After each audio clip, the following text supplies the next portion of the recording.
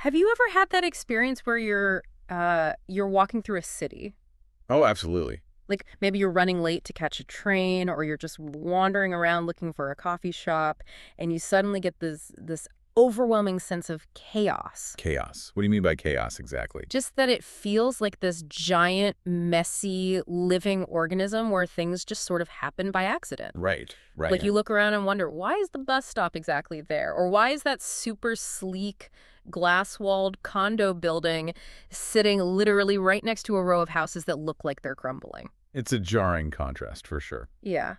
And why is the nearest grocery store 3 miles away, but there are, 4 liquor stores on this one block? It just feels completely random when you're on the ground. It definitely feels that way when you're in the thick of it. I mean, it's noise, it's traffic, it's construction. But if you actually zoom out, And look at the data. exactly, if you look at the data, it is anything but random. And that is exactly what we are digging into today. We are looking at the invisible architecture of our cities. The hidden rules. Right. We've got a massive stack of sources here for this deep dive, covering AP Human Geography topic 6.0. Which focuses on urban dynamics and the evolution of modern cities. Yes.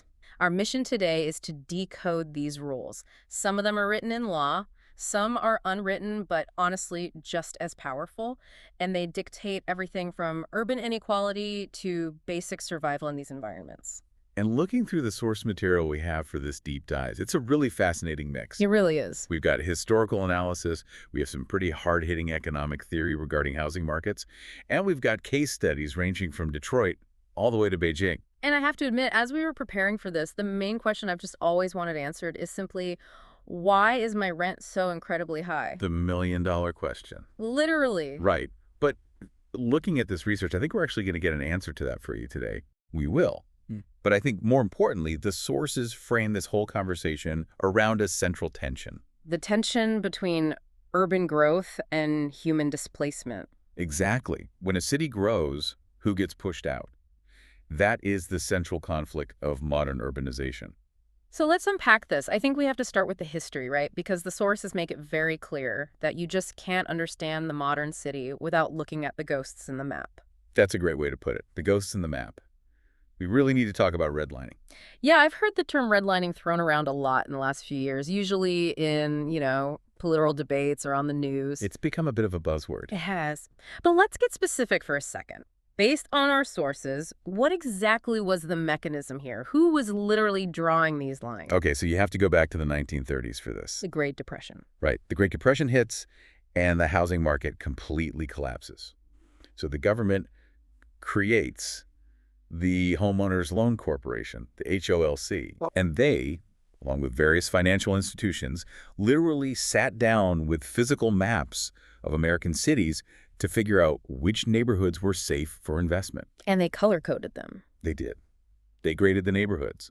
So green was type A or best, blue was still desirable, yellow was declining, and red. Red was hazardous. Hazardous, exactly. And looking at the criteria in the notes here, that label wasn't because the neighborhood was built on a toxic waste dump or a sinkhole. No, not at all. It wasn't about the physical land. It was explicitly about the people who lived there. Right. These red lines were drawn almost exclusively around low-income minority areas, Yes. specifically Black American neighborhoods. The sources mention that even a single Black family moving in could trigger a downgrade. Yes, just the presence of one family could downgrade a neighborhood from blue to red. And the consequence of that wasn't just, a bad grade on some bureaucratic report card. It was total financial exile. Because the banks used these exact maps to systematically deny loans. Precisely.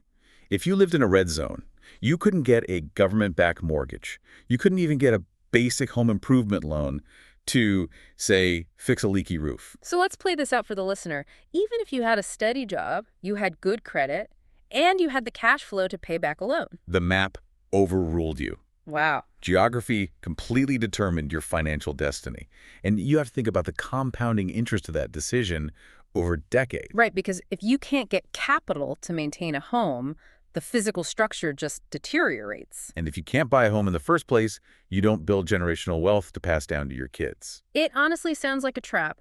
The system declares an area as declining, cuts off the resources required to fix it, And then And then points to the physical decline as proof that they were right to cut off the funds in the first place. it's a self-fulfilling prophecy. Poverty and decay engineered by a map. That's exactly what it was. Danny- And this isn't just ancient history. That's the ghost part you mentioned earlier. Right, because the Fair Housing Act of 1968 made all of this illegal. Right. Right. It did.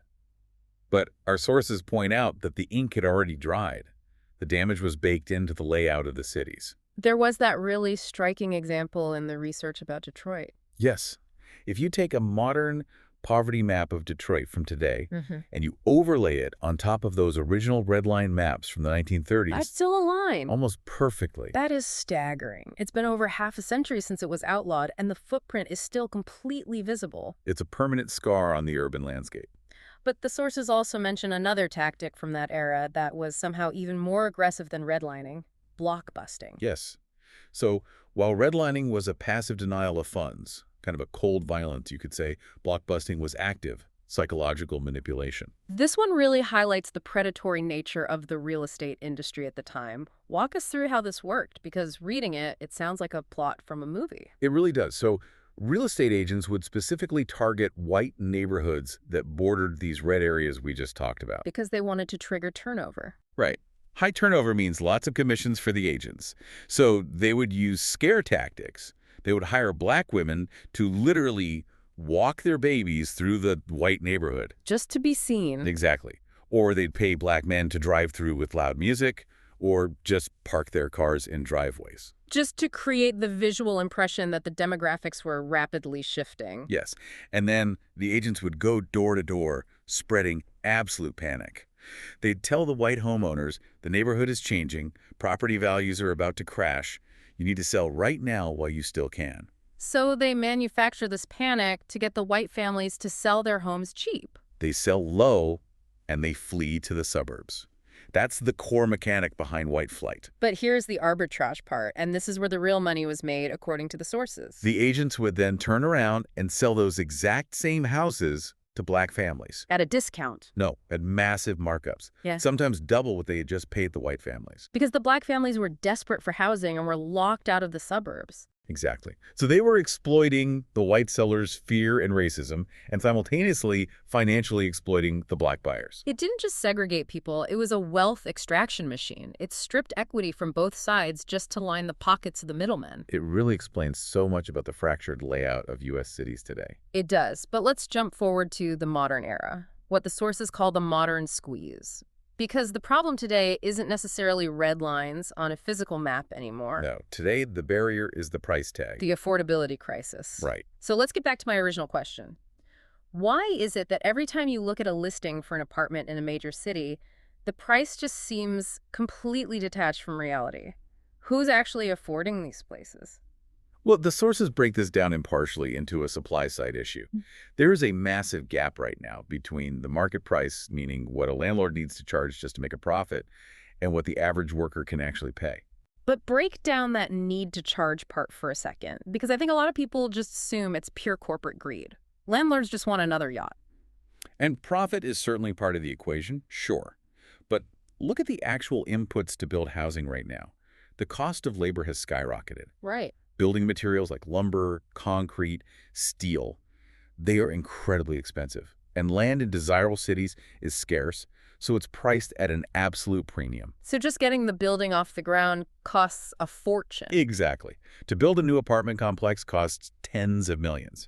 So to recoup that construction cost and pay the mortgage on the building, the rent just structurally has to be high. Okay, so if the free market is essentially broken for the average person, the obvious solution that you hear debated constantly is government intervention. Rent control. Right. Why not just use rent control? Why doesn't the city just tell the landlords, you can't charge $3,000, you can only charge $1,400?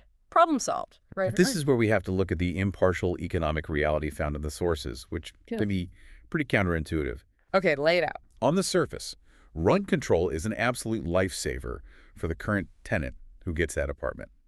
That is undeniable. It keeps them housed and keeps their costs predictable. But there's a trade-off. A very significant one. Think about the landlord's incentive structure. If the market value of that apartment is $3,000, meaning that's what's required to maintain the building, pay rising property taxes, and generate a yield. And the government caps it at $1,400. Right. The profit margin completely evaporates. So if they can't make money on the rent, they have to cut costs somewhere else. Exactly. So what happens? Why replace the carpets in the hallway? Why fix the leaky roof immediately? Why upgrade the HVAC system? You just do the bare minimum to not get sued. Right. If the rent is capped below what it actually costs to maintain the property at market standards, the financial incentive to maintain the quality of the housing stock just disappears. So the building slowly falls apart over time. Yes.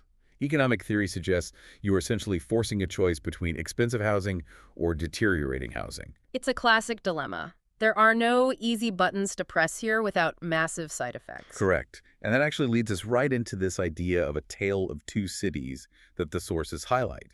Because inequality isn't just about the roof over your head, it's about the infrastructure surrounding that roof. The sources discuss something called service disparity. Yes, and this is such a tragic irony of urban planning. You'd think logic would dictate that the populations with the highest needs should have the easiest access to support. You really would think so.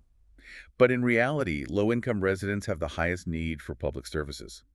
Police, fire departments, social workers, housing voucher offices. But geographically, Geographically, these services are often located miles away from their neighborhoods. is that intentional or is that just poor city planning? It's a mix. It's zoning history, the cost of land downtown, and a severe lack of political clout from those neighborhoods. And it's compounded by a lack of awareness. Right, if you don't even know the program exists, you can't use it. And even if you do know, if the office to apply for housing aid is a 2-hour bus ride away, and you're working 2 minimum wage jobs just to survive. That aid might as well not exist. It's functionally inaccessible. Exactly. And then there's the issue of safety. The notes mention that national crime rates can actually be quite misleading when you apply them to specific cities. Yeah, you hear on the news all the time that violent crime is down nationally. But violent crime is sticky. It tends to concentrate heavily in these specific, often segregated, low-income areas we've been talking about. And we should be very clear here. The sources are explicit that this isn't because the people living there are inherently bad or prone to violence. No, absolutely not. It's that the cycle of socioeconomic neglect, the lack of jobs, the lack of investment, the lack of basic services, it creates an environment where crime naturally perpetuates. It's a symptom of the environment, not a character flaw of the residents. And speaking of the environment, let's talk about the physical environment. This was a section of the reading I hadn't really thought about as urban planning, but it makes total sense. Environmental injustice. Right. Where do we put the gross stuff? Every city has necessary evils. Sewage treatment plants, landfills, industrial factories that pump out smoke and noise. And I'm guessing those rarely end up next to the golf courses and country clubs. Never.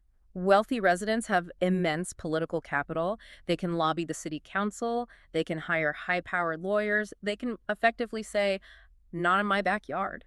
So these facilities almost always follow the path of least resistance. Which leads them directly to poor or immigrant populations who lack that political influence to fight back. Exactly. The sources gave a really stark Pacific example of this with Roswell, Georgia. Yeah, I looked at the map provided in the notes for that. It's striking. In Roswell, if you map the income levels, the wealthy neighborhoods are completely pristine. But the average to low-income areas, They physically circle the water treatment plant. yes, they have to deal with the smell, the noise, the heavy traffic daily. Yep. It's essentially a geographic tax on being poor. And then, of course, the most famous modern example of infrastructure failure affecting a specific demographic, Flint, Michigan. Flint is the textbook case study now, a water crisis that poisoned an entire population with lead. And the researchers pose a very uncomfortable question. Would that have happened, or rather, would the government response have been so incredibly slow if it were a wealthy, affluent suburb? And the consensus in the analysis seems to be a hard no. Yeah. It highlights how political power directly shapes the physical health of a neighborhood. But let's take this to the extreme end of the spectrum. Yeah. Because as bad as Flint is, the sources talk about what happens when an area is just left behind entirely. Right. You have two main categories here in the notes. First are disamenity zones. Disamenity zones. These are very common in what geographers call peripheral countries. These are areas that lack the absolute bare minimum basics. No running water, no electricity grid, no sanitation systems. It's not just that the services are a bus ride away, they simply do not exist. Correct. And the second category. Zones of abandonment. Right. These are places completely deserted due to economic collapse or an environmental disaster. The primary example being Chernobyl. Exactly. Yeah. The residential areas around the Chernobyl nuclear plant are the ultimate zone of abandonment. It is land that has lost all value and utility due to radiation. But you don't just need a nuclear meltdown to see this. No, you can see many versions of this in Rust Belt cities where a primary industry has collapsed, leaving behind blocks and blocks of empty, rotting factories that literally no one will buy or develop. Okay, that is pretty bleak. Let's pivot slightly to how people actually survive when the formal system totally fails them, because humans are incredibly resilient. They are. If the formal housing market locks you out and the government ignores you, you find another way. And globally, according to the sources, that often means the rise of squatter settlements. Yes. Now, I think people often have a very specific, maybe negative image in their head when they hear the word squatter, like someone breaking into an abandoned house. But walk us through the reality of these settlements on a global scale. Okay, so look at rapid growth cities in developing nations. Think Lagos in Nigeria or São Paulo in Brazil. People flood into the city from rural areas looking for work, but there is simply zero housing they can afford. The formal market has absolutely nothing for them. Nothing. So they build it themselves. Of what, though? Literally anything they can scavenge. Hmm. Old advertising signs, discarded corrugated metal, scrap wood, plastic tarps. Just piecing a shelter together? Yes. And these massive settlements usually spring up on the outskirts of the city, on land nobody else wants to use. Maybe it's a steep hillside or a marshland prone to flooding. And I'm assuming there's no landlord to pay rent to, but there's also zero legal protection. None. There is no police presence, no legal rights to the land, usually no running water. It is a highly precarious existence. You could be evicted or have your home bulldozed by the government at any moment because you don't own the dirt you're sleeping on. But the notes also mention a pretty surprising example of this happening inside the U.S. Yes, this really stood out in the case studies. Portland, Oregon. Yeah. Portland hosts significant settlements, what we in the U.S. might typically call homeless encampments, where the local authorities have actually taken a radically different approach. How so? Instead of just criminalizing them or sending in the bulldozers immediately, the city has granted more legal recognition and basic rights to the occupants than you see in almost any typical U.S. city. That is really surprising. It's essentially a tacit acknowledgement by the city that the formal housing system has completely failed a segment of the population. And until that systemic issue is fixed, these people need a physical place to exist without constant harassment. It's like a hybrid between formal and informal living. Exactly. Now, Yeah. speaking of fixing things up and changing neighborhoods, we hear two terms thrown around all the time in the news: gentrification and urban renewal. Oh, yeah. I feel like people use them interchangeably all the time, but the sources make a very sharp distinction between the two. They are fundamentally different mechanisms. It really boils down to who is driving the change. Okay, break it down for us. Start with gentrification. Gentrification is primarily a private sector force. It's individuals, couples, or private real estate developers buying up old, cheap properties and fixing them up. This is the classic scenario of the cool indie coffee shop opening in an old industrial warehouse district, and suddenly the rents start climbing. Precisely. And economically speaking, there are definite pros. It revitalizes the local economy, it boosts the city's tax base, and it physically improves the housing stock. But the social cost is incredibly high. Huge, because it displaces the people who already live there. As those property values rise, the low-income residents, who are very often people of color, simply can't afford the higher property taxes or the new rent prices. So they get pushed further and further out to the edges of the city. Exactly. Okay, so that's gentrification. What is urban renewal then? Urban renewal is government-sponsored. This is a top-down approach. This is when the local or federal government literally declares an entire area a slum. And they step in. Right.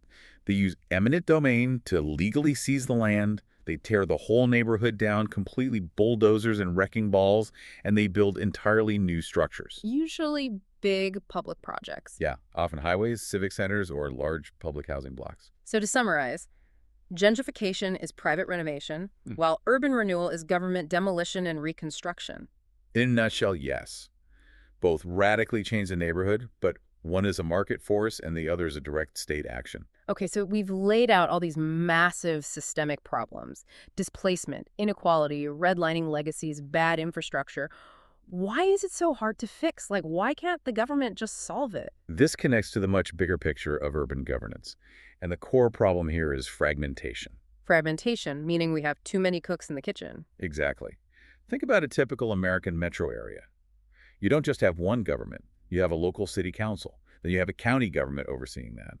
Then the state government above them. Plus all the specific agencies. Right. Maybe a regional transportation authority, a separate water board, a school district. Power is heavily split between all these different layers. So if you want to, say, build a new transit line that connects a poor neighborhood directly to the downtown job center, you have to get 4 or 5 different governments to all agree on the road. And, more importantly, to agree on who pays for it. And remember, they all have completely different voting bases to please. It creates this massive bureaucratic gridlock where it is infinitely easier to do nothing than to coordinate a massive multi-agency solution. But there are attempts to legislate solutions at the local level. We should talk about inclusionary zoning because that's gaining a lot of traction. Right, this is a very popular policy tool right now. The basic concept is that the city mandates a rule for developers. If a developer wants to build a fancy new luxury apartment complex, a certain percentage of those units absolutely must be set aside as affordable for low to moderate income residents. See, that sounds great on paper. You get to live in a brand new, nice building in a high opportunity neighborhood for a price that is actually tied to your income. It is a strong tool for sure. Ooh. But, and here is where the sources offer a really nuanced critique of the policy. Yeah. There is a catch. There is always a catch. Always. The critique is this.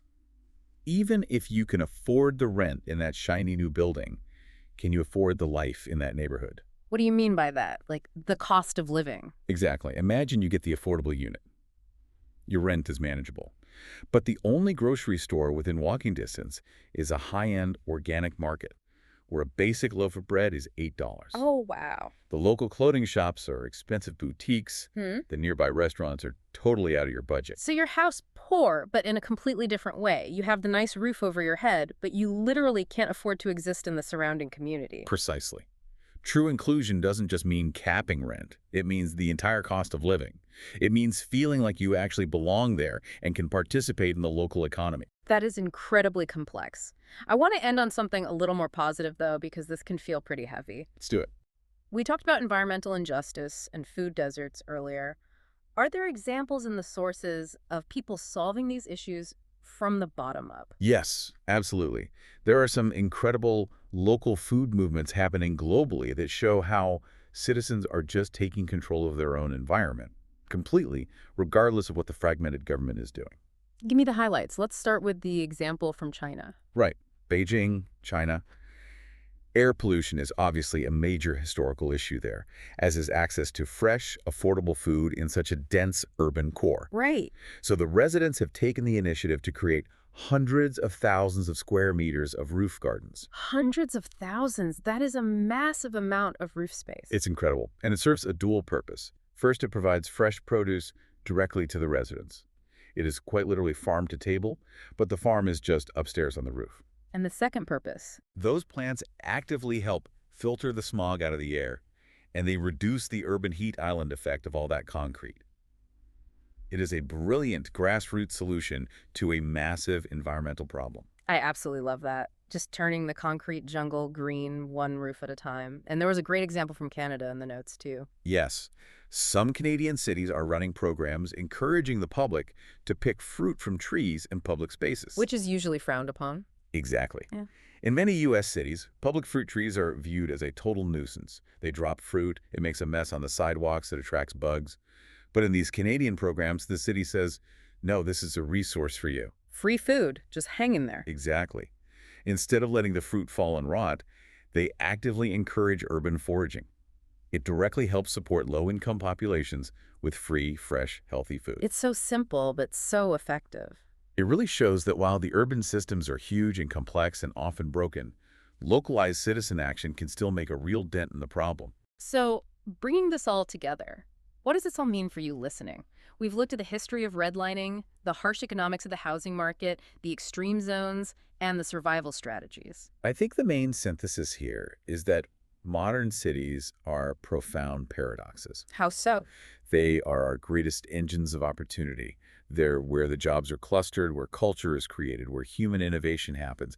But they are simultaneously massive machines of separation. And as we've learned today, those separations are rarely accidental. No. The legacy of redlining from the 1930s, the impartial but brutal mathematical logic of the modern housing market, they create invisible barriers that are incredibly hard to break down. We have tools like inclusionary zoning or these local food movements. We do, but without a unified government approach to overcome that political fragmentation we talked about, we are really just chipping away at the edges of the problem. It's like we're trying to renovate a house that has a fundamentally cracked foundation. That is a perfect analogy. And actually, this raises a really important, maybe slightly provocative question for you to mull over after this deep dive is done. Lay it on us. What's the final thought? We talked a lot about gentrification pushing the working class further and further to the edges of the city. Right. So think about this. If that trend continues indefinitely, if the teachers, the nurses, the baristas, the sanitation workers, the people who actually run the day-to-day operations, Key essential workers. yes, Yeah. if they are all pushed so far out to the periphery that they simply can no longer afford the commute back into the center, does the city eventually just stop functioning entirely? It becomes a hollow city. Exactly. Can a city even exist if the very people who service it can no longer afford to be inside of it? That is a genuinely scary thought experiment. A gleaming, wealthy city with absolutely no one to run the coffee shops or put out the fires. It's a reality we might be facing much sooner than we think if we don't start addressing the invisible architecture we decoded today. Well, on that slightly terrifying but necessary note, thank you for joining us for this deep dive into urban dynamics.